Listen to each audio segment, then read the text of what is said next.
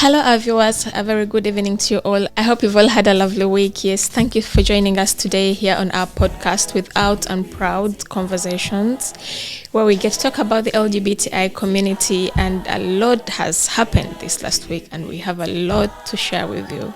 Just stay tuned in. If it's your first time to join us, don't forget to like, to share, and subscribe, and press on the bell icon for notifications whenever we are tuned in. Well, today we have a friend of ours. Some of you have seen him before, and he's going to be, sharing with us what is happening in the LGBT community, and yet we are the children of the rainbow flag. I'll introduce yourself to our viewers. Hi, Mabel, and everybody out there. My name is Lloyd Young from the Black Experience. Last time I was here was about less than a year ago, so I'm pleased to be here again. Thank you for inviting me again. Thank you so much for joining us, Lloyd. It's okay. Hello. Yeah. Well, it's been over almost a year since you were here with us, and you shared with us some very good information. Is most of what you've been doing to help the LGBT community. And yes, our people, once again, we've just come out of the month, the LGBT History Month, yes. February, and we really did cover a lot of what is happening, especially in African countries back home with the LGBT. Because as much as we've been celebrating here, people back home are still being persecuted, and they're being criminalized for who they are. And still does not only stop back home. There is still a lot of injustices, I should say, and discrimination in different organizations, institutions, and communities as well. As you're here with us today, could you please share with us and our viewers what has been happening on your end? Oh, my end. Thank you for asking. A lot has been happening. LGBT History Month, been fabulous, been part of that, been doing a lot of interviews, been a lot of discussions. And what's been happening the last 6 months since I've been here, I've been working closely with a health authority, a queer health authority, and working in partnership with other queer community leaders. And I'm pleased to say that as of next week, we'll be putting out a health program targeting queer black men and of the subject around health, looking at HIV and AIDS, looking at monkeypox. When I say monkeypox, I like to use the word mpox, and also looking at STI. And I say this, I'm very pleased to say we'll be announcing it. I'll be sharing how to access it. I'll be part of it. I'm excited about it. But the key thing of the program is creating a space, and that's what I've been doing, working with other leaders to create a space that represent us. It's by us, for us, and it's shaped by us. That's the aim, and that's what I've been doing. Yes, that's I think that's really a good project, and I really look forward. I guess as you've mentioned, it's for the male, but I really look forward to any support. I'd say we as Out and Proud, because Out and Proud is for both male and female, and other sexualities. So we really are excited to see how this will go. And on that note, I think it's really going to be very beneficial, especially the LGBT community, because health is really a very big issue. It really is a very big issue. Apart from the mental health, which is really prevailing so much in LGBT communities, especially with people seeking asylum and refugees. Yeah. I think it's really a very good thing you're undertaking to create this safe space where people can come out and maybe talk, find someone they can, ask the questions and maybe get some answers at that. On that note, how is this project going to be implemented?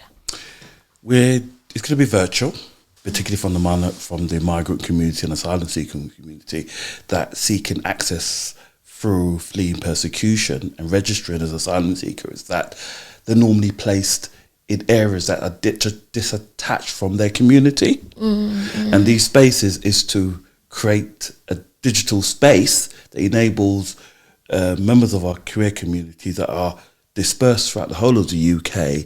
And when we talk about whole of the UK, and I give you an example, we've recognised that there are queer members of our community placed in Swindon, Leicester, all over the UK.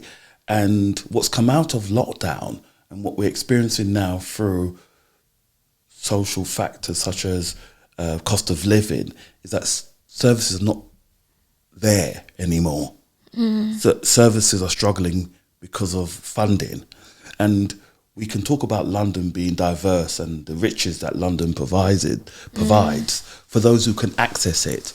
But think about those who cannot access it by being placed outside of London. And if they are experiencing trauma through an event, or when I say event, an unfortunate event where they are a victim, where do they go if the services are closed? So this digital space is about reaching out, providing resources, information and support, but equally looking at sexual health as a platform for discussion. And I mentioned HIV is one of the areas we're focusing on. Yeah. And if we look at the stereotypes and the myths around HIV and AIDS, it has created a divide in our community. The attitude has been transported from Africa. Attitudes have changed. Attitudes have been influenced by the negatives, stereotyping, the myths that were present in the 80s. So we're using those examples to educate ourselves and, as you said, raise awareness. Okay. Well, my question is, because since the lockdown, when it comes to receiving treatment and maybe even getting to see a GP, it is a hassle. Yes, it is a hassle. There's long queues. There's what I can call right now an excuse, because they're all claiming to be having a big backlog. So they'll give you an appointment that is for months. Yes. For months. Is this project going to be covering maybe ways, or I don't know, people can get access to treatment? Because if I may, some sexually transmitted diseases, they need immediate treatment. And well, like, what measures are you going to be taking, or is there anything on the project that is going to be addressing that issue? Maybe you're very right to ask that question. We're creating champions through raising awareness. So those who join us, those men who join us, we are creating information for ourselves. We're creating flyers, we're creating videos, but it's created by us to inform us. And we are developing and educating our community to become champions. And we recognise from experiences that, yes, if you're in a rural town of the UK, if you're placed in a rural part of the UK, getting an appointment with your GP can take weeks. Equally, some victims talk about having to wait in a queue, getting up 7 o'clock in the morning to get to their GP. To the queue, yeah. But there's also the myths and stereotypes that attach to sexual health, that as an asylum seeker, as a migrant, as a black queer person from our community, challenges from GPs who don't understand us, don't understand our basic needs. And so we're looking at, as is the question answer is, we're looking at developing champions within our community. So when they come into contact with someone who, if a victim or someone seeking help come into contact with our community, the important thing is come into contact with somebody that looks like you, represent you, speaks the same language. That's what we're creating from within our champions, people that look like us. Oh, that's nice. I really like the concept, because I believe if someone has been there, they can listen. They will understand. They might not tell your story, but they will understand your story. Yes. They'll fully understand your story. That is a very good project you're undertaking, and I believe our viewers are going to be looking forward to what's going to happen. We'll be letting you know. I believe Lloyd will be sharing with us the link, and maybe did you say you're going to be having virtual meetings? It starts the 8th and the 15th, virtually. Everybody's invited. Okay. Everybody's invited, regardless. Okay. And let's share that space. If it's successful, we're looking to put on some more in the future, but it's about connecting with our community. Okay. Shaping the way we engage with our community by using members from our own community, raising their awareness, equipping them with necessary tools to talk about sexual health, MPOX, HIV and AIDS, and change that attitude that AIDS comes from Africa, monkeypox comes from here. Change the mindset, because the only way it's going to change if we change it ourselves. Yes. And yes, as you've heard, we are all invited. You can always come. Well, I understand it's male project, but then you're all welcome to come and share and listen in and gain knowledge and information as well. You can direct, because the platforms are for creating awareness. You can direct a brother, you can direct a cousin, you can direct a friend when they need your help. You can still be of help. You can still use your gained knowledge and maybe information to help someone else. And this is what these platforms are for. Thank you. Thank you so much, Lloyd. Thank you. I am always humbled to have you around with us. And if you don't mind, would you please go again about the work you do in general? Oh, thank you for having me again. I must say that I'm always pleased to come here. I'm part of our queer community, and if anything I do to help shape the community, I'm always up for it. My everyday profession is a independent sexual violence advocate, working with victims, survivors from the LGBT plus community who experience violence, hate, domestic violence, sexual violence and rape. I work within an LGBT plus anti-violence service, but my main area of work is support victims on making that choice to report. It's interesting, and I'd like to share, it's interesting that a discussion took place recently about justice. What is justice? And it made me think, we often assume justice is identifying the perpetrator or suspect and sending them to prison. That's society's attitude. But for me, it's about what is justice for the victim. And in answering that, it's being able to tell their story. I think we often experience within our own community that we're unable to tell that story. And I think justice is about first step for the victim, enable them to tell their story to somebody. And that's what I embrace. That's what I'm out here doing in my community, is raising the awareness and creating the awareness for individuals to know how to support each other when experiencing hate, violence, sexual violence or rape. Oh, thank you very much, Lloyd. Well, as you've had all that. I won't go back to it, but just so you know, we have Lloyd as part of. He's one of our well-wishers, and yes, he's part of Out and Proud. And if you are ever in such situations as you've had, you can always reach out, and we can always reach out to him, and I believe he'll be willing to help. And listen. And listen, especially listen. Yes. Well, I am also developing a program that I would love Out and Proud to be part of.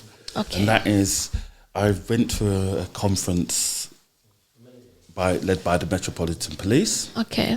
And what came out of that was the police openly admitting when victims from our community report and they talk about risk, how do the police manage the risk? How do the police manage the risk to enable that victim or survivor to feel safe within their community, where their community is their life? And we often know through our own experiences how our families can reject from reporting to the police. Yeah. I come from a Caribbean, Jamaican background, and I grew up in a household where we didn't call upon the police. We solved our problems ourselves. But that's not always necessarily the best way. We need to recognise that the criminal justice system, it has its flaws, but equally we can influence change.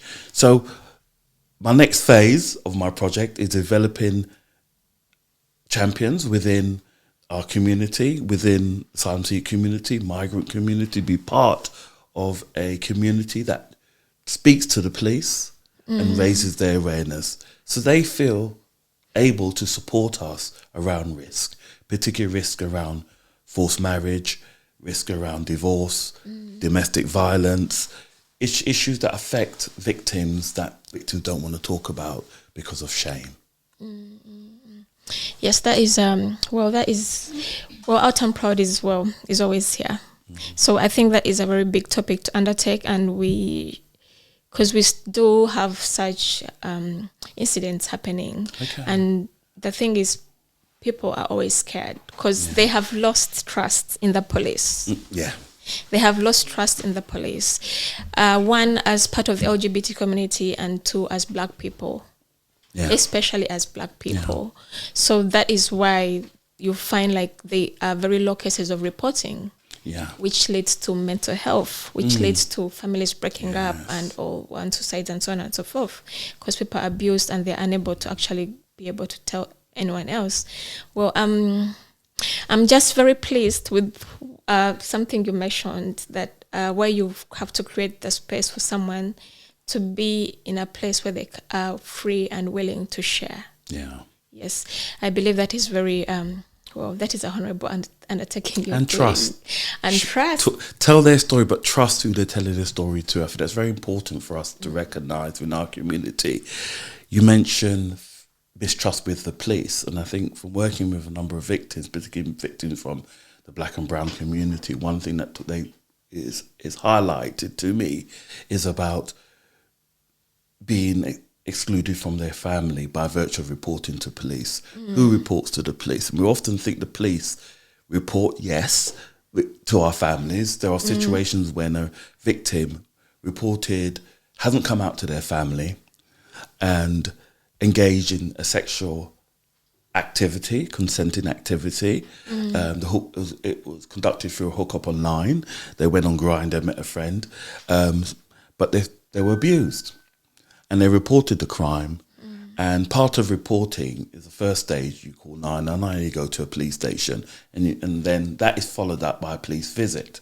The police came to the home. Oh my God. And the victim had to explain to their parents why, and they ended up being outed. It left the victim feeling very traumatized, not wanting to engage with the police no further, but they were angry. And you can imagine the anger. The anger is still with them today. And it's those experiences that we need to recognise where it's coming from and how we can support the individuals by creating spaces where, if they are going to meet with the police, they can do it in the environment like Out and Proud office, where it's safe. The police knows these spaces, but encourage these spaces to be used and utilised by victims and survivors, whether they want to report or whether they want to tell their story in a safe place. Yes. Oh, thank you very much, Lloyd. That is that is a very we've said it just the right way. That is it. Well, this is Opal is really a safe space where many people have come up and spoke about their experiences. Some of which they are okay to share with everyone out there, and some of which they chose not to. Because, this is a safe space. You are free to say what you want, and no one is going to force anyone to say anything they're not ready to talk about. And it's a very good thing that, for me, in my own personal experience, I would say talking and sharing gives you a big relief. Sometimes you might find you don't even have to go to the police. But you just want to tell someone, Mabel, I have to recognise your courage that you took to talk about your experiences to others. I also want to bring in that there are a lot of questions asked by survivors and victims. What if? And I think that's the name of the project. Because I think we need to create a space where our community can ask those questions in a safe place without being forced to make a decision. And I think, what if? And I do recall some victims of hate, domestic violence, sexual violence, coming from the Asylum Seeker Service. One of the big questions, how would it affect my claim? If we don't talk about it from what if, we can't support you, but we can listen to what if. So I think what if is part of a safe space, free to talk about this, and we create a community where we can listen and advise. Yes, guys, thank you so much, Lloyd. Thank you so much for sharing with us. It's always a pleasure to have you on our platform. And today, guys, I hope you've noted that was legit information that we have shared today. You just have to know that you always have a safe space, and there are people you can safely share with, and you won't have to ask the what ifs, or even if you have them, they will be answered, and you won't be put in a position where you don't have to say what you don't want to say. Thank you. Yes. I love that. Yes, because and then on that note again, just like you said, you're doing this project for you, and you said it's for you, for them. There's a slogan you mentioned that is part of the project. You said, Oh, it represents us. It's shaped by us. It's for us, and it's shaped for us. yes, that is the What If Project slogan. Yes. It's kind of similar to the Out and Proud slogan, and well, our foundations as well, because Out and Proud is run and operated and with and for people seeking asylum and refugees and people with all these different experiences. There is always someone who's going to be out there willing to share with you, someone who's going to totally understand, because many people have shared backgrounds and experiences as well. And yes, once again, just like Lloyd has mentioned, this is a safe place. Out and Proud offices. If you're out there, if you're struggling, if you don't have anyone to talk to, you can always come out here and share with us. And yes, we shall forward you or maybe recommend you to the right places to go to get more help if there is need for that. And there is always going to be someone to listen. Thank you so much for being with us today. We've had Lloyd Young. Thank you for having me. Yes, it's always a pleasure, and thank you so much for sharing with us. We look forward to our project, and we wish for it to be a big success, because I believe it will make a big impact on the LGBTI plus community. Yes, thank you so much for joining us. This is Opal Out and Proud Friday Conversations. Today we had guests, Lloyd. Most of you know him, Lloyd Young, and he's shared with us about his upcoming projects and the work he does. And if you've missed out the first bit, you just have to go back and replay the information you need regarding the sexual health and all the projects he's coming up with to support the male sex, and yet the female sex gender is also welcome to listen in, because you can always share with a brother or a friend. Good point. We need to create awareness, and we need to be informed. That is how we're going to exist, and yes, push forward to our main goals. Thank you. As an organization, as a community, and as a people. Thank you so much for joining us. My name is Mabel, and well, that is it for today. Thank you.